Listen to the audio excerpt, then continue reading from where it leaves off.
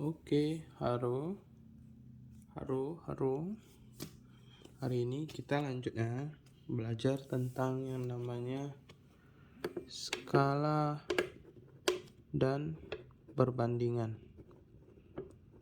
Oke, nah kalau untuk bab ini mengarah ke kelas 7. Untuk skala sama perbandingan gak gitu susah sih. Gak gitu susah, yang penting pandai pemahaman aja ya. Nah, kalau skala ini ingat ya, skala bentuknya selalu 1:sekian. Bentuknya selalu gitu. Ya, bentuknya selalu gitu. Satu ini itu merepresentasikan yaitu jarak pada peta, sedangkan yang sekian ini adalah jarak sebenarnya. Maksud jarak sebenarnya jaraknya di lapangan. Itu. Oke, skala selalu gitu. Makanya dari sana muncul rumus skala sama dengan jarak pada peta atau JP per jarak sebenarnya atau JS. Oke. Nah, lanjut. Jadi, misalkan dikasih tahu contoh soal. Contoh jarak di peta misalkan 2 cm, jarak sebenarnya 500 meter. Cara buat skalanya gimana? Maka pakai rumus skala sama dengan JP per JS. JP-nya 2 cm per JS-nya 500 meter. Nah, di sini harus diperhatikan baik-baik. Cm meter kita harus buatnya jadi sama. Jadi 2 cm per 500 meter diubah jadi senti. Yaitu kali 100 kan. Maka ini dikali 100 jadi cm. Jadi 2 banding sama ini kali ini banyak, dapatnya 50.000. Maka dikecilkan jadi 1/25.000. Nah, ini bisa ditulis gini, bisa juga ditulis gini, 1/25.000. Gitu. Oke. Ini loh namanya skala. Habis itu kita masuk perbandingan. Perbandingan sama skala sama sih.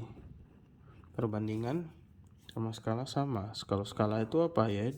Skala perbandingan antara jarak pada peta dibandingkan dengan jarak sebenarnya. Gitu saja. Sama sih. Nah, kalau ini namanya kalau skala itu namanya perbandingan senilai. Perbandingan itu ada dua, yaitu senilai sama yang berbalik nilai. Maksudnya cuman senilai. Senilai pakai logika. Contoh, misal ini pakai logika saja. Kalau untuk perbandingan kita gunakan logika kita. Oke. Senilai itu maksudnya cuman misalkan ada 2 orang makannya 30 burger. Jadi kalau misalnya orang yang sama 10 orang, burgernya makin banyak atau makin dikit? Ya, otomatis makin banyak kan. Mungkin dia bisa sampai 100 burger atau lain-lain kan. Nah, ini namanya perbandingan senilai.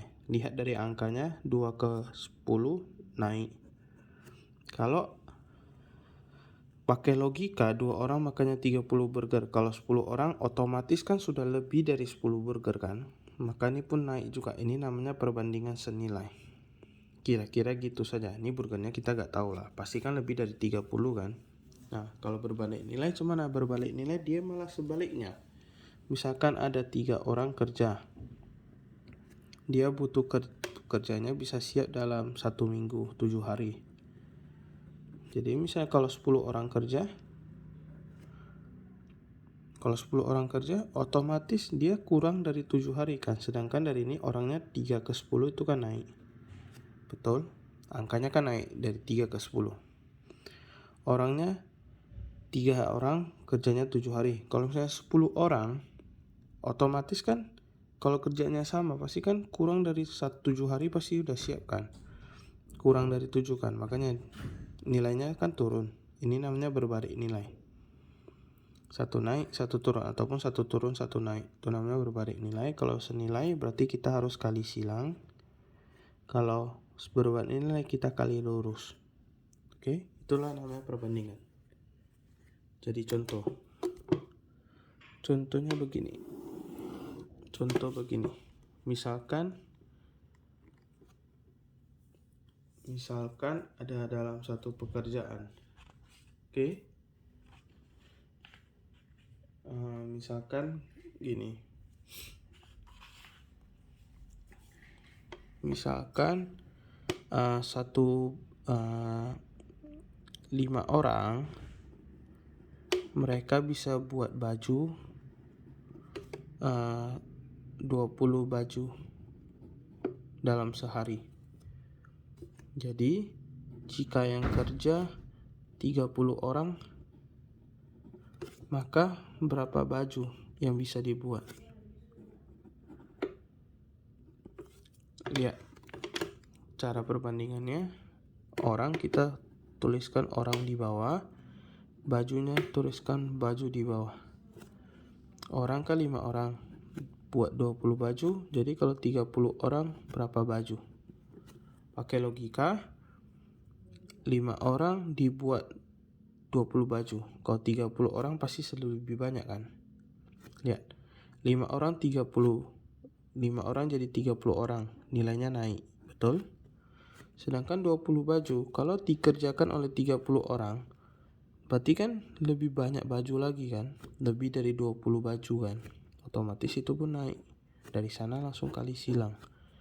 5 dikali tanda tanya sama dengan 30 kali 20. Ini sama ini coret 4. Berarti total yang bisa dibuat kalau 30 orang 20 baju. Gitu. 120 baju. Susah kan? Susah. Jadi kalau yang berbalik nilai gimana? Yang berbalik nilai kira-kira gini. Misalkan ada satu pakan dari ayam, dia bisa 10 hari untuk 48 ayam. Oke.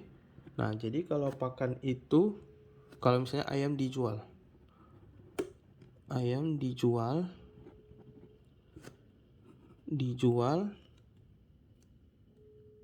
24 ayam. Berarti makanan itu bisa tahan berapa hari? Lihat. Pakan kan 10 hari 48 ayam. 10 hari 48 ayam. Jadi kalau misalnya dijual 24, berarti sisa berapa ayam? Berarti kan 48 dijual sama 24 ayam, sisanya 24 juga. 24 ayam, berapa hari yang habis? Logikanya pakai gini. Oke. Ayamnya 48 ekor, makannya siap 10 hari. Jadi kalau sisa tinggal 24 ekor yang 24 sudah dijual, harinya jadi berapa supaya habis makannya? Lihat, 48 ke 24 kan turun. Jadi kalau misalnya 48 ayam 10 hari siap, kalau 24 ayam berapa hari pakan itu siap? Otomatis kan lebih lama kan? Lebih lama baru siap, kalau otomatis ini naik. Maka dibuat, ini kan berbalik nilai, satu turun satu naik, maka dikalikan sejajar. Jadi 10 dikali 48 kali tanda sama dengan tanda tanya kali 24. Tanda tanya kali 24 coret sama ini 1, ini 2. 20, 2 kali 10 20. Berarti habisnya itu di 20 hari. Ngerti? Gak susah kan? Itu loh namanya perbandingan. Oke? Matematika gak susah kan? Susah sih. Gak susah sih. Tergantung gurunya. Oke? Oke.